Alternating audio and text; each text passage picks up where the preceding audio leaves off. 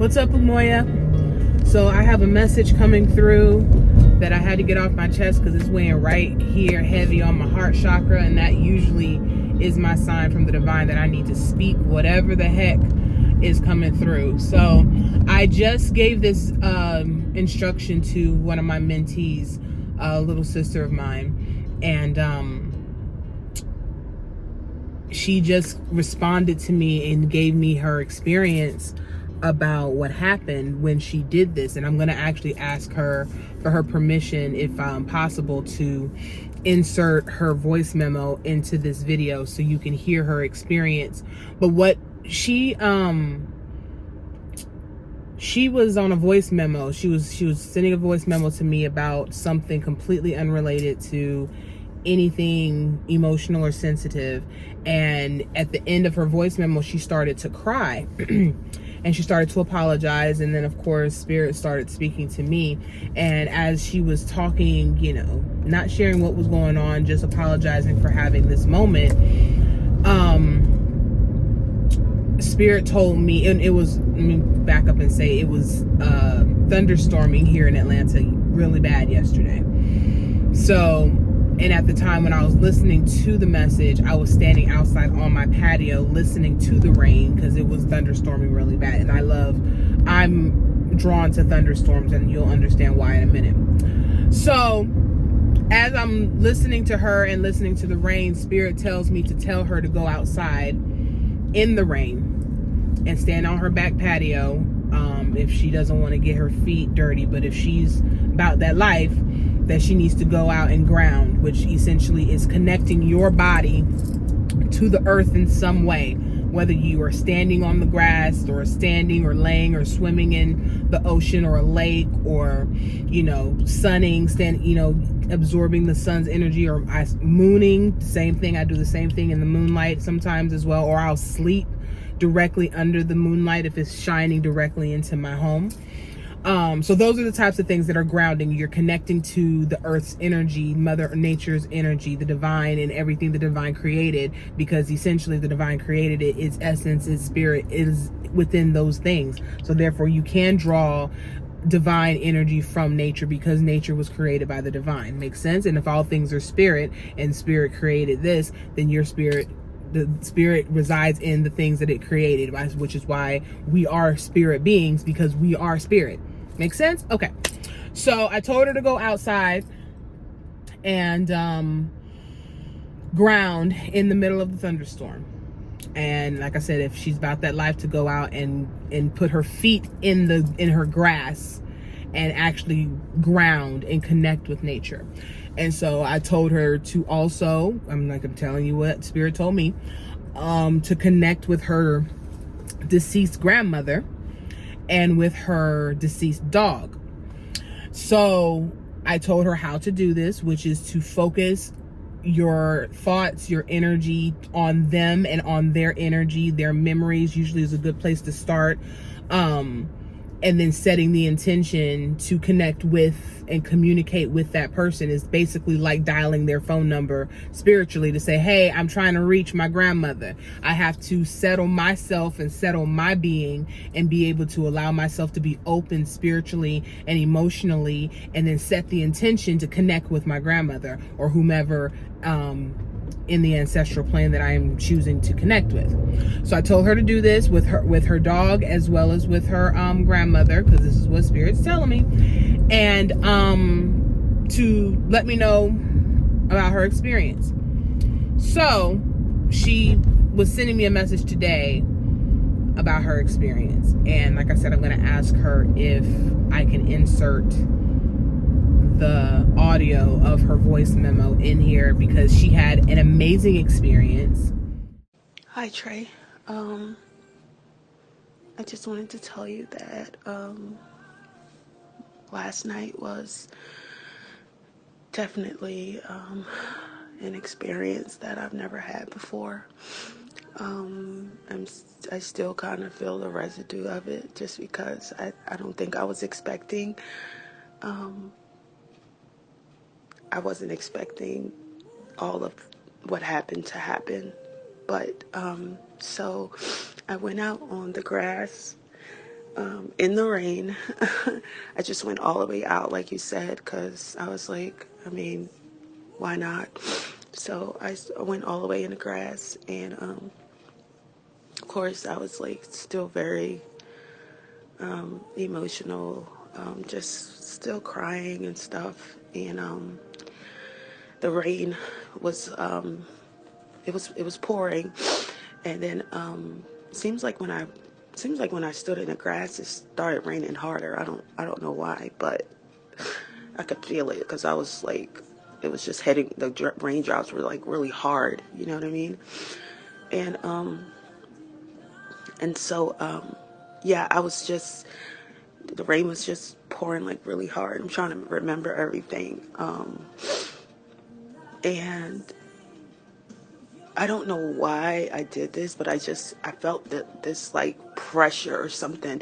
I don't want to say I don't know why I did it, but I didn't do it like on my own necessarily. Like I felt this like, if like, say if someone's standing behind you and they kind of just put their hands on your shoulder for you to kind of like calm down, like get down.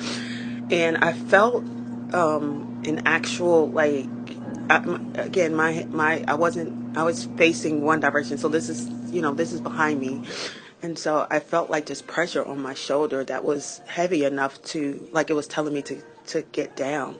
So I got down on my knees and in the rain and the grass and the dirt at this point, and it was a gentle kind of push, but it was enough to signal me to like get down. And then I just felt like this hand like on my back, and it was just kind of like soothing me. And I already knew that was my grandmother. Like I knew it. I know her touch. I know her smell. I know her, what I want to say. She's just very meek and quiet, gentle. Spirit wasn't loud, crazy, or anything at all. That's just not who she was. So she came to me like she was. And I remember like opening my eyes, like not turning around or anything like that, but just opening my eyes, kind of like in a shock that I was feeling like this on my back. And then I smelt her. So I knew, and I was just sitting there like, I do not believe that this is happening. And I wanted to turn around so bad, but I was afraid to turn around. I don't know why, but I wanted to. I wanted to turn around. And it was like she was speaking to me, but it was like, I can't explain. It wasn't audibly, but it was like a communication. It was definitely communication, like going on. And Daisy was with her, because I felt like a brush like of her fur, and I was just like, and I opened my eyes because I thought like something was like rubbing against me, like I don't know, a leaf or a bug or something. And then but it wasn't that. It was nothing there, but it was just like fur like rubbing against me, kind of like what she did when she like wanted my attention. She was just kind of rub her, go back and forth. I don't know if you understand what I mean, but like, you know how a dog would just, almost like a cat, when the cat goes back and forth on your legs. Daisy used to do that when she wanted me to like pay attention to her. If I was busy, she would just keep running, and then I would eventually just pick her up. So I felt her going back and forth, and of course I literally just started bawling because I knew that was her. And I smelt her too, like, your dog has like a scent, so I smelled her too. And and I just stayed there, like I was just kind of like frozen, because I didn't know whether I was supposed to say anything, move.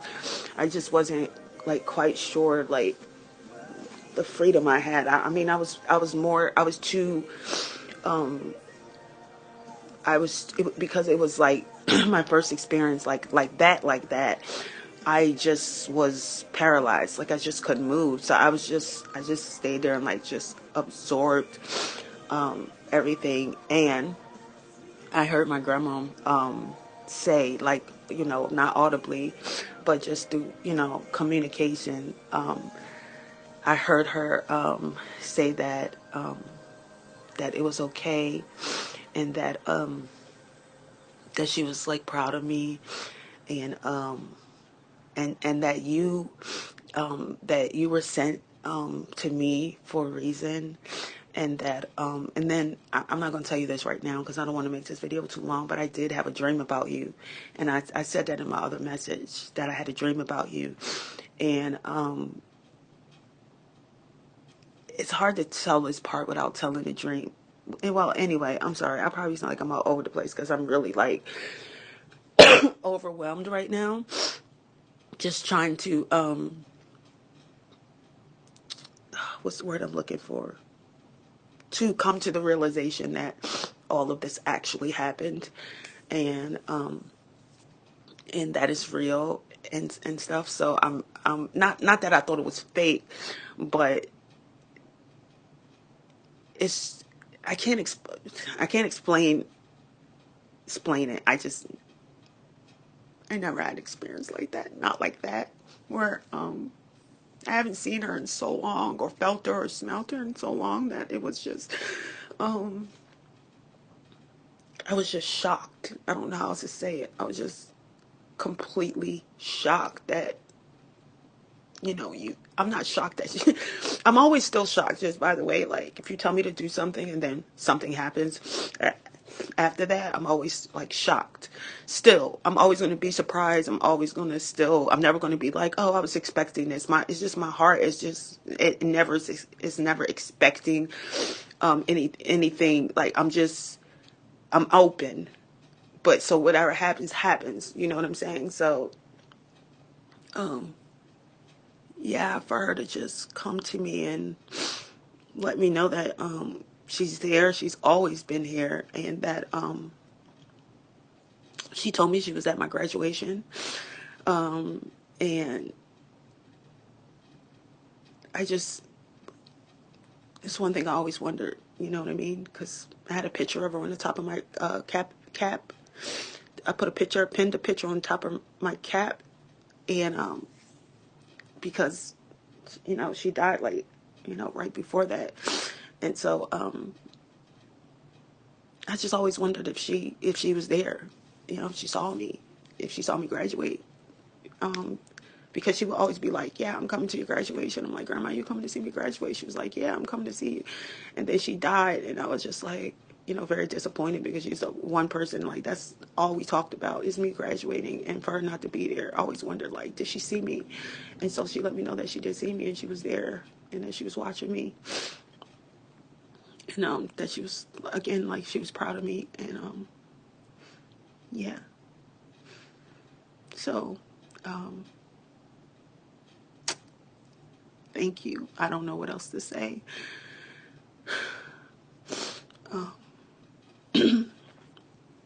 But I'll tell you about my dream probably in a separate audio, because this one has just been long enough already. So I just wanted to tell you that, and thank you for that I had that experience. I just want to say thank you, and I'm going to stop because this message is probably super, super long, but I just wanted to share my experience with you and tell you thank you, and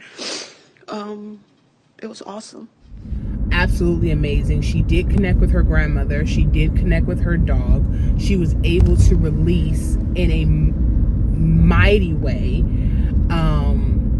and now feels much better and much lighter, and knows now that is an outlet, and it is an option for her in her spiritual toolbox. That connecting directly to the divine is always the best option, always connecting directly to spirit, but also knowing that you have access to other spiritual tools that are also connected to the divine, but can help you in different ways. You know what I mean? So being able to know you have a spirit team. Your team consists of the divine, but also consists of your angels and your ancestors, and those that now are in the ancestral and in the spirit plane, who are combating spiritual warfare on your behalf, who are accessible to you to be able to give you guidance of highest light and love. So if you choose.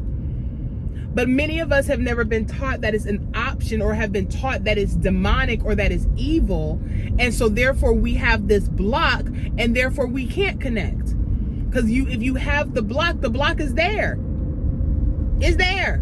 So unless you are choosing to release the block of it being something that is evil and something that is, fake, or something that is, not to be tampered with, then that's where you're going to reside on your spiritual journey. And that's fine. There's no judgment. But for those who choose to ascend and elevate to a level of understanding and consciousness, to understand that this is an option for me. I've been connecting with my Father ever since I found out it was an option that I could do it. So now he doesn't feel so far from me. I no longer mourn him or grieve him in the same way I used to, because of the fact that I easily talk to my daddy. I talk to him now. I was talking to him leading up to my dog's transition, and I made sure that they were going to be there. They being, at least to my knowledge, him, and my two grandmothers, who are my sister. My sister, who only was in the physical world for 40 days before she transitioned. She's with my dad, and she's also watching over me, because she's connected with me too recently, not this entire time. I've connected with my dad, like I said. Then I connected with my grandmothers when I was connected to my dad, because he was with them. And then since my dog has transitioned, I have seen her with my dad. I've seen her, and then my mother has as well. So we both know she's at peace, and we both know she's okay. So it's made grieving and mourning so much easier now. That doesn't mean that there's not moments where my physical body and my physical human emotions don't miss them, don't wish to be able to connect with them in a physical, tangible way. Of course, that's the human part of me. And I allow that to be expressed, so therefore I do cry whenever that comes. I don't care. My father's been deceased for over almost 25 years. I still cry when I miss him, even though I can connect with him. And even now, and now that I do connect with him, when I have those moments, there have been times where I've been literally crying, missing my dad, and then I hear his voice, or I smell him, or I feel him, and therefore he's reminding me, baby girl, I'm here. Like, it's okay to miss me. It's okay to miss me in the physical form, but know that I'm still here. You still can talk to me. And I do. And it is an option. And just like everything, there is duality. So therefore, yes, there are people who can use ancestral connections for evil intention. But that is with anything in life. You can take anything and make it, and have it, set it for good intention, or set it for bad and evil intention. That's anything. So yes, that does exist. So if that's the part you're focusing on, that there's some level of evil or, whatever about it, that is valid, if that's how you choose to use it. But there is a way you can utilize it and connect with your spirit team, including your ancestors, and be able to utilize it to help you on your journey while your spirit is still in the physical human form for this lifetime. They absolutely can still help you. So therefore, they are just part of your spirit team. They don't become your God. So no, you're not praying to them. You are communicating with them.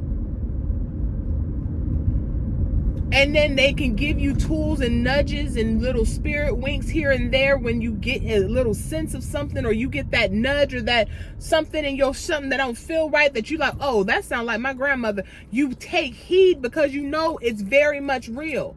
You don't dismiss it thinking, oh, that's something that I'm making up. When I smell my daddy, I instantly stop, because I'm just like, okay, am I supposed to be paying attention to something?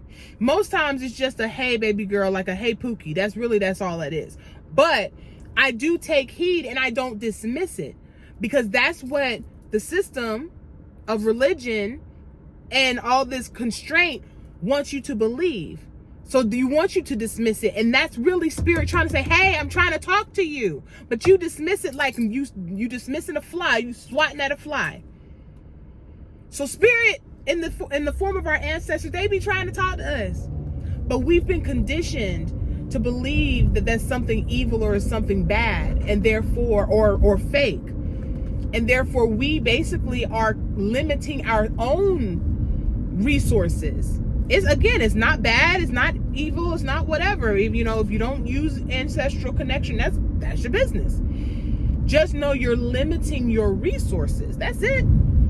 So people who do believe and do connect and do utilize that as a resource just have a wider span. Yes, could I get this same information from God? Absolutely. But because I have a human aspect to me that connects because it's emotional to my spirit being, there's something that's more comforting oftentimes when a message is coming from someone who feels familiar. Not that spirit doesn't, but there is a different connection that I, as Sharon Trinell and this being, has to Sam, who is my father, and who I looked at and had such an honor and a love for when I hear something from them versus when I hear something directly from the divine.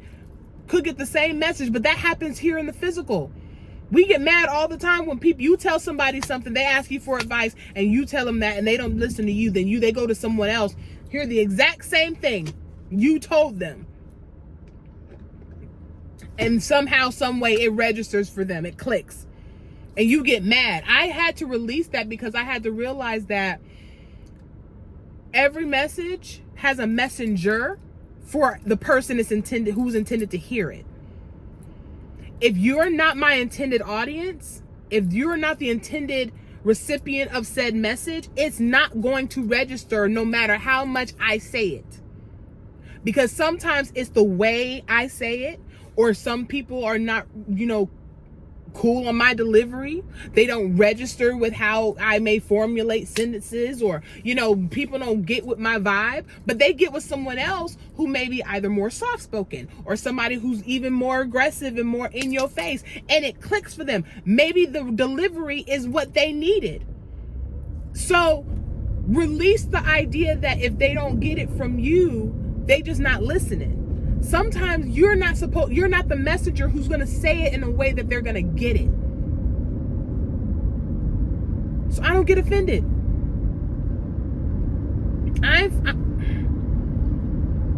If you get it from me, that's great.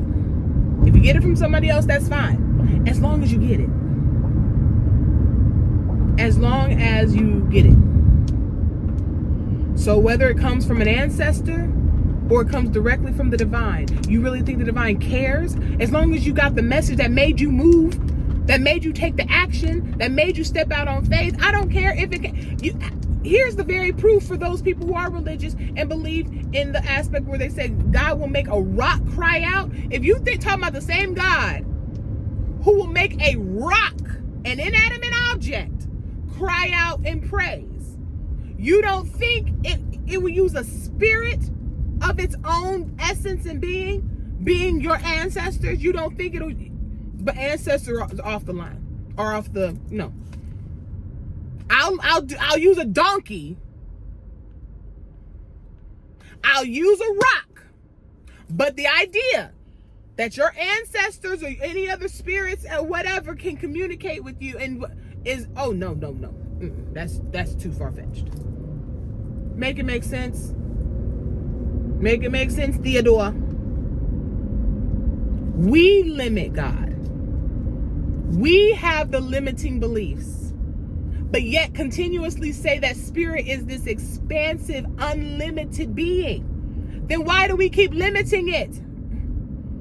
That it can only communicate a certain way. It can only access you a certain way. It can only do this a certain way. You can only access it a certain. Is it expansive or not? Because y'all are confusing me. How is it both? It's expansive and limited. It's a limited expansive edition. I don't like, which one is it? We limit God. The same thing happens when people get to me about tarot cards or oracle cards or crystals or sage. Bruh, bruh, you telling me we can use oil and slather it on anything, but if you use crystals, no, I'm sorry, not crystals, you use sage, then you doing something of the devil. But God made sage. God, it's a natural, it comes from the earth.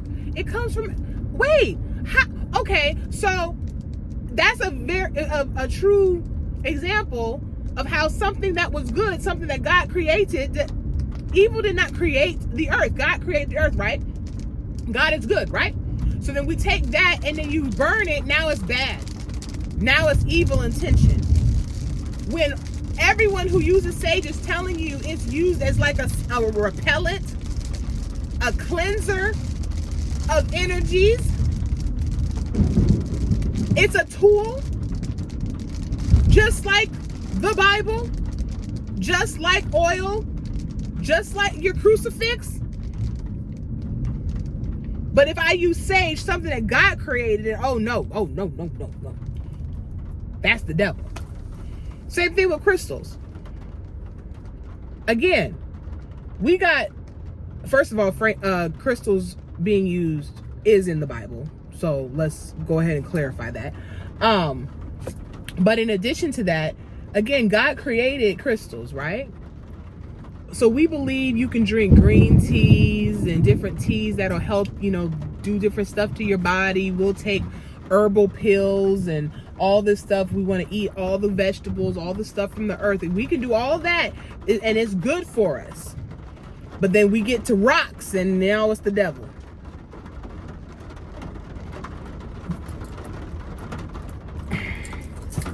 We use tea tree, frankincense, myrrh, but if you touch you touch some sage, you going to hell. We eat all the vegetables that come from the earth and all in the ground and stuff.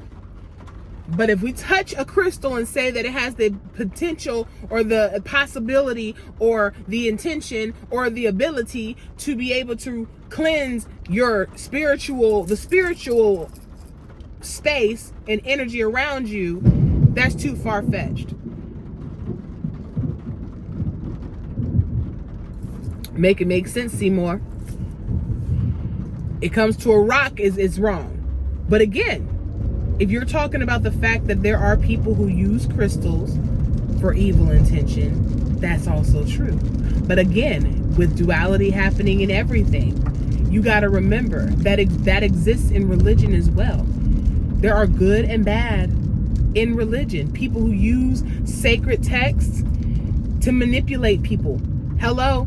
It was used to manipulate and keep people enslaved for hundreds of years.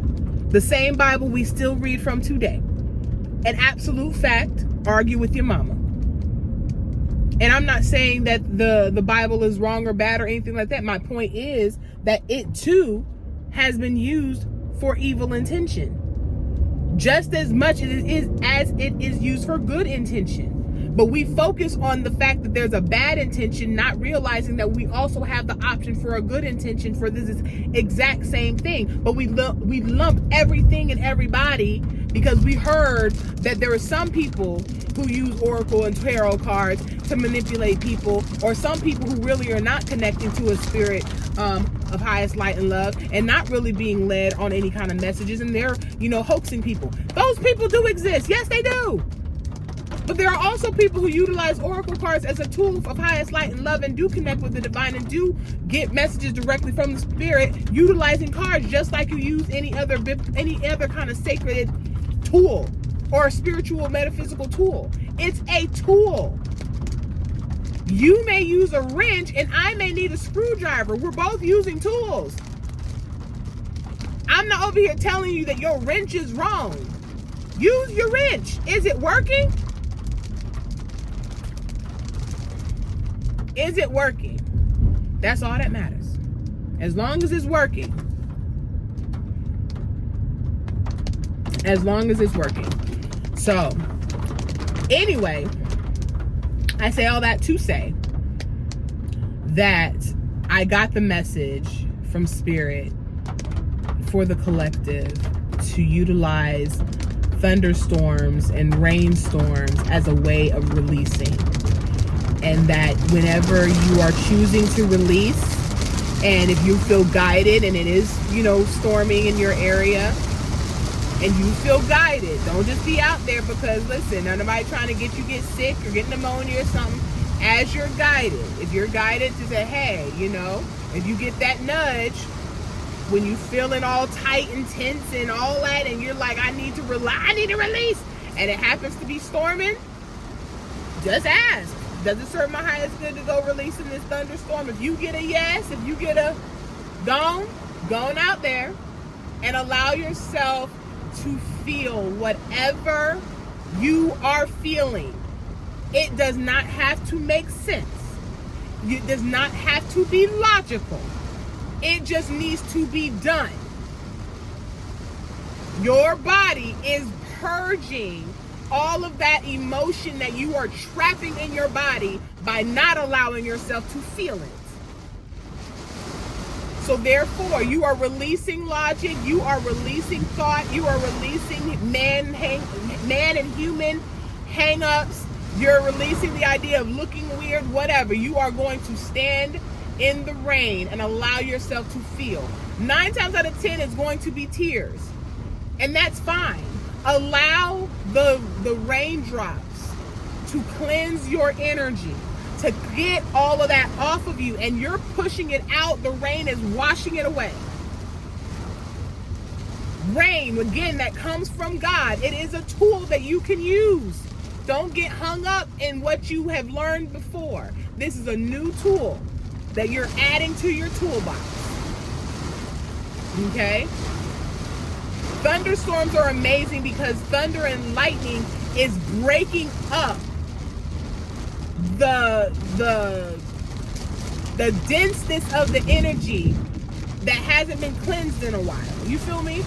Thunder comes in with this boisterousness, with that sound, to be able to send shock waves through the sound waves, to cleanse out all of the gunk that's in this area energetically that is currently hovering over. And then lightning comes in to cut through, break up that fallow ground like a jackhammer. It's breaking it up, right? And then again, the rain and the wind comes and blows that stuff away. So you just adding to the energy that the thunderstorm is cleansing and clearing. So use it as a tool, because that is what it is. And it's only if you're guided. If it's something you enjoy and it's something you're like, this is something I'm going to keep in my repertoire, because I know I am, because I love the water. Listen, and another way of releasing is dancing in the rain, because movement allows you to be able to release that energy too. And again, doing it in the rain allows the rain and the thunder and the whatever to be able to cleanse that mess away. As you are getting it out of your body, the rain and the wind, get it out of here.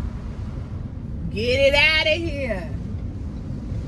So that's another good way to release. But again, if it's something you just enjoy doing, I definitely would add it to your repertoire. If it's something you would think you would enjoy or feel guided to do it again as you're guided, because, it is a tool that many of us have never been gifted, and I wanted to gift it to you today. So here you go.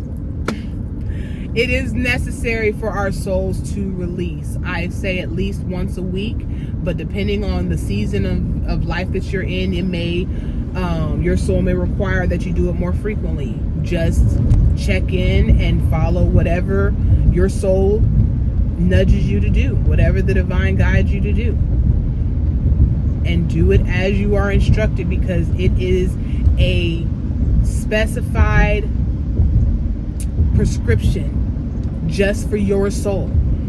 It may not make sense to no one else. No one else may need to go out and run and dance in the rain or cry and release in the rain. But your soul may require it. So if you get the nudge, follow it, because you don't know what's happening between your soul and what the divine is doing, utilizing nature. But you just need to be a willing participant.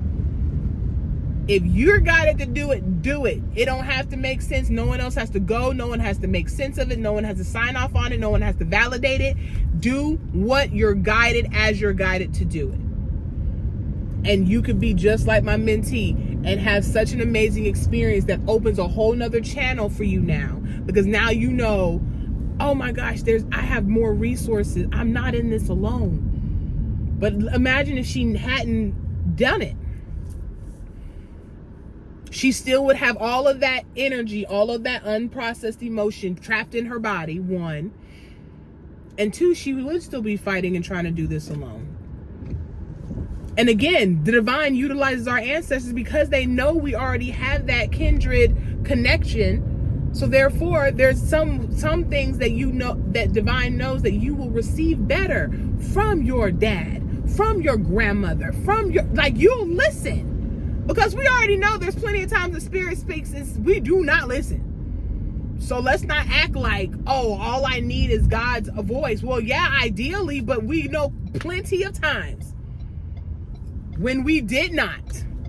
And so therefore, sometimes spirit has to use a different messenger, and that messenger may come in the form of an ancestor. But again, many of us don't know we have that option. And then again, what many may not know is a soul is a soul. We think and put age and parameters around their ability to communicate because of the fact of how we saw or experienced them in the human experience, right? I say all that because of the fact that, again, my sister that I connect with now, one, I never met her. Obviously, she was born before I was even conceived, and she was only 40 days old when she transitioned. So one would think, oh, she's a baby. She can't communicate. She's a soul. Communication would have come in this human experience. She didn't learn how to speak this language in this lifetime. That didn't mean her soul does not know how to communicate. Our souls know how to communicate, and they don't always have to communicate verbally. Just sidebar. But that applies also to pets. Which is why I told my mentee, or why spirit guided me to tell her to connect with her dog. Because my dog has communicated with me since she's transitioned. And so in addition to seeing her with my dad, knowing she's okay, she's communicated with me. It's not been like a full-blown conversation, but she's communicated with me through actual communication. You know, delivered 2 messages to me. And then I've also smelt her. Very distinctly smelt her in moments when, you know, I needed comforting in that moment, and then I smelt her very distinct. And I wasn't moving, I was sitting still, so there was not like something I could have walked by to smell her. So it brought comfort. And I just imagine how much it has helped in my grieving process, knowing these things, that she's okay. I'm not going into this transition wondering, is she okay? Wondering, did she transition okay? Wondering if I was a good mom to her. Because she's already comforted me. Knowing that she's still here. Knowing she's now watching over me on the other side. She's still very much my watchdog. She's still ears perked up. I got you. I'm with Pawpaw. And as she kept saying, no worries, Mom. Because I just kept wondering, is she okay? Is she in pain? Was it the right decision? And the first message she gave me was, no worries, Mom. And that's all the message was. And it sounded distinctly, and even though she didn't have a voice, the voice that came, it was a very distinct childlike voice. And I know it was her because I've tried to reach out to her before, since then, and I did not hear the voice. But then when I heard the second message, wasn't even trying to reach out to her, just heard it. It was the exact same child voice from before. So I now know the distinct voice of hers. So I know it's not just in my head, because I know what that was when I was trying to and I wasn't getting anything, and what I was hearing is just my own thoughts. But I know distinctly her voice now. And that comforts me in a way that, just imagine if I didn't have that, I would just be in a state of wonder. Right? So, anyway, I'm just driving and wasting time and forgetting that I need to get food. That's probably why I keep driving around. My body's like, you keep talking, but we haven't eaten yet, and it's almost 5 o'clock. So I'm gonna go find food. I hope this message finds you well, and if not, choose for it to be well, and can walk in that until it is. All right, walk in that until it is.